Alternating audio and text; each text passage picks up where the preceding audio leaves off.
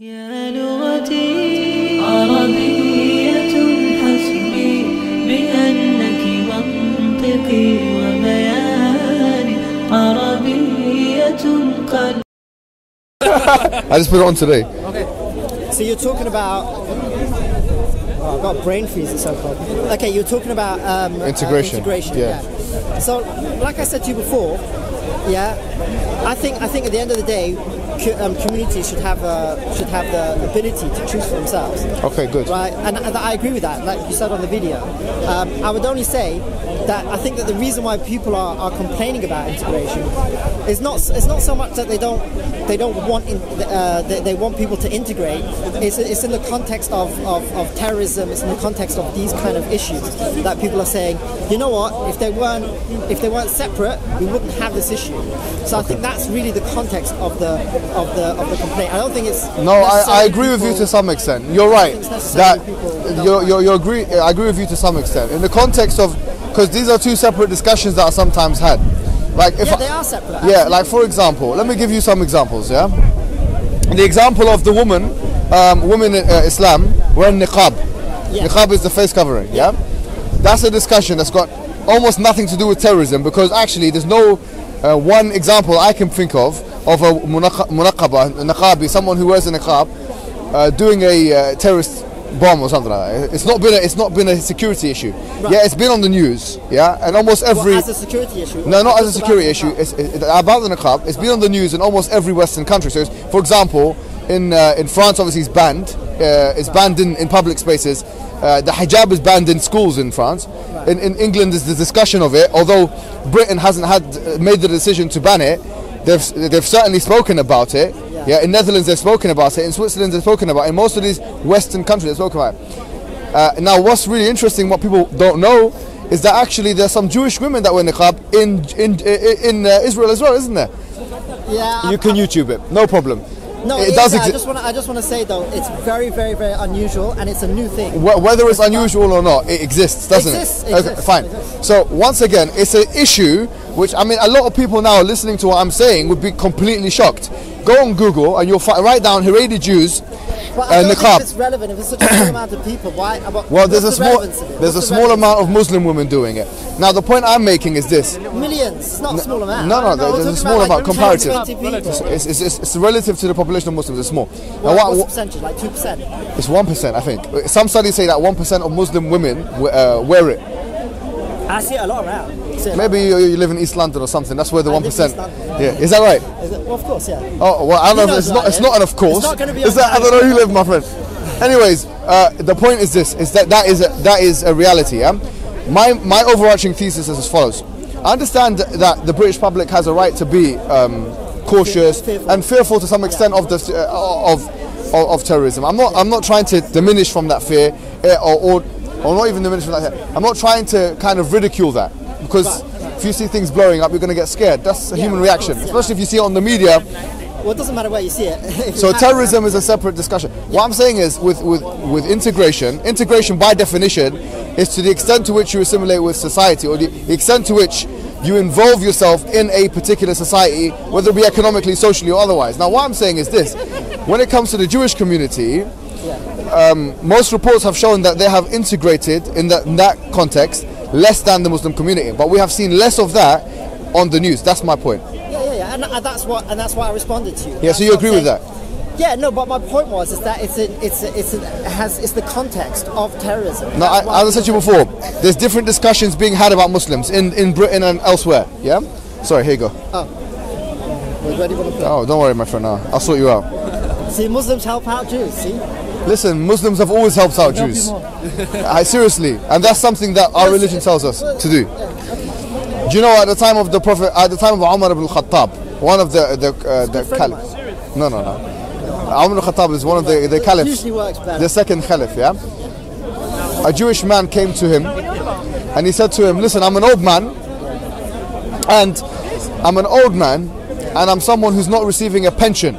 So he said to him, "Listen, let this old man and everyone like him who's a Jew receive a pension." Okay. You know, so in other words, the rights afforded to Jewish people in the context of Muslim lands were extraordinary rights, which is why, for the most part in history, you'll find that Jews actually preferred to live with Muslims than with Christians. It's a general overarching historical claim I'm making, but one which is substantiated with heavy evidence. Okay, so I mean, I would agree with you. I would say that Jewish people had a very, very, very bad time in Europe, and they did fare much better in Muslim countries. Having said that, I don't think it was far from perfect. I mean, I think the idea of the jizya, I think that is fundamentally unfair. Why? Well, because you're charging a different tax to. It's a lesser tax. Yes. It really is a less tax. So if I if I Google it, look it up. Well, let me once again forget about Googling it. I'll give you the references right here and now. Yeah, go on. The video will be up, so I can just. If you As I was saying to the person before, okay.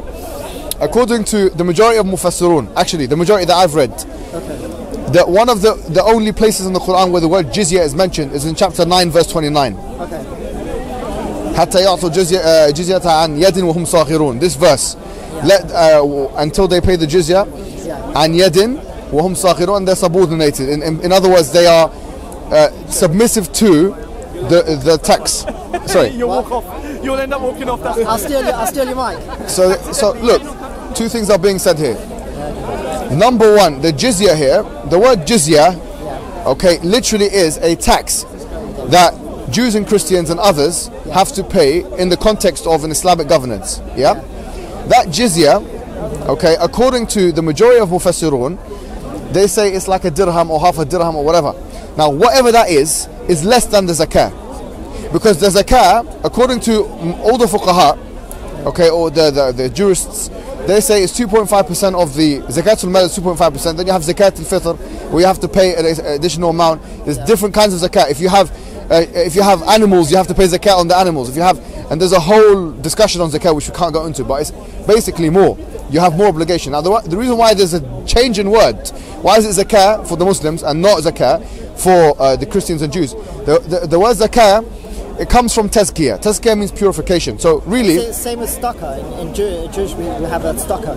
It means it's like charity. It doesn't mean literally charity, but it's the same thing. It mean, the literal meaning, it means righteousness. But it means, in English we would call it charity. It means money. So no, that's good. Sadaqah, we have sadaqah. Oh, you've also got sadaqah. We've got sadaqah. Sadaqah and zakah are two different things. Okay. But for us, sometimes sadaqah is mentioned in the Quran as zakah, but that's a different discussion. I don't want to confuse everyone. Point being is zakah comes from tazkiyah. Tazkiyah means purification. Now, why? Because from an Islamic perspective, the act of giving money in taxes is a purifying endeavor. So it purifies your wealth, right? As for the Jews and Christians, it doesn't have a religious functionality. It's more of a secular law, or it works in a secular sense. I don't want to cut you short, but you said you're going to give the source. So if you give the source first, and then elaborate. For example, I'll give you 2 or 3 sources. In chapter 9:29, if you look at Tafsir al-Qurtubi and Tafsir Ibn Kathir and Tafsir al-Tabari, all 3 of those tafsir, all 3 of those, especially al-Qurtubi, he goes into a long discussion as to what is the jizya, who it is that needs to pay the jizya, and there's a discussion among the ulama as to who pays the jizya. Some say the Jews and Christians are definite. Whether the mushrikun are part of that or not, that's the discussion. I don't want to go into too much, but I'm giving you some of the things they said. Yeah. Point being is that that's a. And it says over there that the Jews and Christians should pay less than the. It says over there. It was this. What does it come up to, like 5%? So what it says in what Al-Qurtubi mentions, what Al-Qurtubi mentions explicitly, is that he asks what is the jizya, what should it be? So he discusses himself the different opinions on that, and he says it could be 1 dinar, could be half a dinar, whatever. When you calculate it economically, you find that actually comparable to the zakah, it's less. And if we consider also that Jewish people, as we say, old people and young, and people that can't afford it, would be given some kind of welfare system, then actually I don't see where the controversy is. The only thing is that they've seen that this is how ridiculous the Orientalists have become. The Orientals have become so ridiculous that they've seen that it's a different name, But can I ask you? and they say, okay, it's discriminatory. But let me ask I you. want that discrimination. If that's that's positive discrimination. Let me I ask want you that a one. I want discrimination like that. Mohammed, let me ask you a question. Do you have to go through long calculations to figure out that it's less? Like on the surface, does it look like that the Jews and Christians are paying more, and then when you look into it, you're paying less? Or is it? Yeah, okay, I'm gonna go here. Or is it immediately you look up these sources, right, and you can say, okay, this was what was it? What was the term of the coin? What was the name of the dinar? Right, here's one dinar, and there is 5%, and you can somehow figure out that the dinar. No, is everything is But you're saying it's clear. Is it clear like that, or it's not clear? No, it's not. I mean, that already is not clear because one's a percentage and one's a dinar. I don't know how much a dinar is. Yeah, so obviously we can't even know already. there's something called convert. Or what they do, obviously, the ulama of today, the scholars of today, will have to take that currency and try and take it through some kind of economic conversion, just like we do with everything else. So can you say it's a bit? You can't. It's not clear since one is a fixed amount and one's a percentage. So you can't say which one's more. Is that no? Is that fair? Is that a fair It's statement? not. What's not a fair? I'll tell you what's not a fair statement. Ibn Hajar al-Asqalani in his in Bulugh al-Maram, his very the book that it's a compilation of hadith. He discusses jizya, and he once again he says you can put jizya of one like block jizya that everyone has to break up and stuff, or it can be an individual thing, whatever. Taxes for Jewish people and Christian people in a Muslim land, yes, in general, has not been shown from an Islam perspective to be any more than the zakat the Muslims should pay. Okay, so what you're saying is now that in practice, in history, right, it has not been more. I don't know about that. That's a different story. No. Because when you talk about history, historically, you don't. History. From the book, it's not clear. Let's talk about history. Percentage and one's talking about okay, no. amount. Let's talk about history. So if you want to talk about history, this clear idea from that it's not. By the way, I'm not saying it's a terrible thing. I mean, throughout history, there's many terrible things have happened. I'm not saying this is the worst. So let's talk about within this context. Let's talk about history. History, we've got different kind of empire, as you know. There's the Abbasid Empire, the Umayyad Empire, then the Abbasid Empire. Then within the Abbasid Empire, you have the Ayyubid Empire. Then you have the Fatimid Dynasty. You have the Ottoman Empire, which lasted from 1453 until 1924. You have Islam in Spain, which lasted from 710 to 1493. From 710 to 1493. So when we talk about history, the question is, what history are we talking about? That's the first one. Because if you're asking me to make one comment about all of that history, you'd be asking me to do the impossible, my friend. Well, you know what I'm saying? Let's be honest. But The Ottoman Empire had the millet system. In Spain, they had another system. In the Abbasid Caliphate, they had the third system. Here's the thing. If it were to be, and I haven't done any research on this, right? But if it were to be the case that in most of those countries, right, and most of those Muslim countries, right, they had the Jews were forced to pay more than the Muslims, and it's also the case that you can't calculate it based on the Quran. What is it, Hadith or Quran? What is it? Where it says that the Jews should pay the jizya. Jizya in the Quran. It's mentioned in the Quran. And the amount. Doesn't say the amount is not mentioned. Okay, then did. Yeah. So if from the Hadiths it's not clear which one means more, and in practice, right? If I don't know, haven't done research. If in practice they always did pay more, then you can't claim that the Jews pay. No, I never claimed that they paid less. I said they should pay. There's a difference between a statement of should and ought. Yeah, I say ought to have, should have. See, look. Yeah, no, I'm not here to once again, I say this before, I say it again, I'm not here to represent the Ottomans. I'm not here to represent the Muslims in Spain. I'm not here to represent the Abbasids. What I'm saying is, I have no allegiance to any of those empires, because those empires did good and bad. No, of course, yeah? So for me to say everything they did is good, that's not my position. You're right to say that the Abbasids did bad, the Umayyads did bad to some extent. What do you call it? The Muslims, the Ottomans did bad. All of those guys did bad. What's happened in this conversation is, right, I wasn't saying that the Muslims were terrible. I was just saying that those issues. Yeah, okay. Right? I don't disagree with that. I brought up those issues, and then you said, and that's when you started bringing about the Quran, the Hadiths about that they should pay less, right? So I've just told you. Right. So really, if you're not talking about practice, then it's not what we're talking about. We're talking about in Muslim lands, right? We're talking about Christian lands versus Muslim lands. So you brought up about the Quran. I didn't bring that up. No, because we're talking about jizya. You mentioned jizya. Yeah, you're talking about the jizya, but we're talking about it in practice. Right. But the question will be is this: look at the law. In practice, you don't want to discuss, which is fair enough. No. What's the name again? What? Nossen. Let me tell you something, right? By the way, before you continue, I just want to say that actually, by the way, when it comes to the, what's it called, the hijab? Niqab. Actually, I agree with you. I agree with you. When it comes to these things, don't mix politics with religion, right? That's all. Thank you. I was going to say this. I said if we want to do a comparison, it has to be a fair one. The Muslims have had empires from the time of the Prophet, right? We're talking about some significant times. There was Islamic empires. Yeah. I've named like 5 or 6, I think. Yeah, the Muwahhidin, Murabatun, all these are empires, yeah. or at least civilizations or states. Yeah. And in most of those empires, Jews existed. Yeah. And they continue to exist, yeah, in Muslim countries for the. Well, not today. Not today. A lot of them left. Some in Morocco, some you go. Yeah, if you go to Morocco, you'll see Jews there. You will see Jews there. I've seen them. Morocco, though. Yeah, I went to Morocco. I saw Jewish people there. Anyways, there are Jewish people in Morocco. Yes, I know. But if we were to do a fair comparison, we say, look at Israel. Let's look at what is referred to today as Israel on the map. Yeah, okay. What's seen as Israel. Yeah, go there. Let's see if the equality that you're espousing now is actually in place there. Would you agree that the equality that you're espousing or you're speaking about is not in place as it relates to the rights of Palestinians in what is referred to as Israel?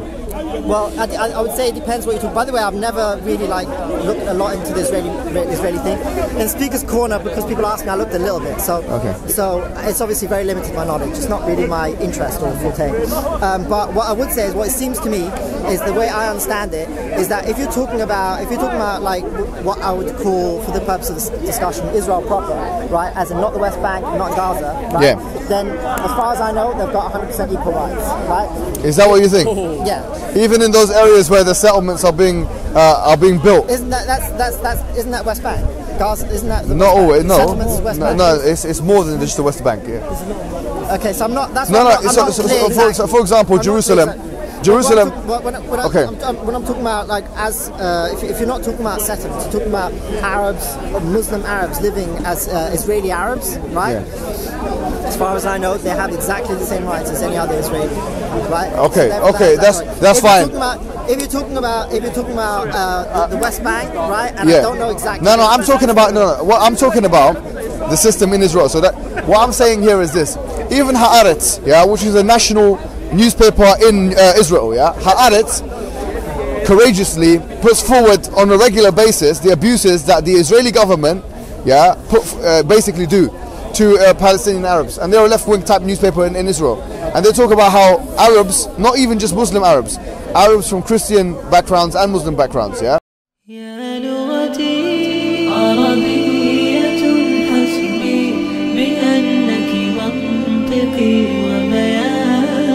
عربية قلبي